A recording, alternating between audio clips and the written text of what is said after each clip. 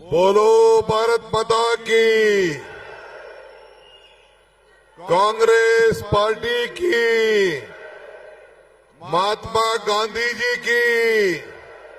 सोनिया गांधी की, मल्लिकार्जुन खड़गे की, राहुल गांधी की ಬಂಧುಗಳೇ,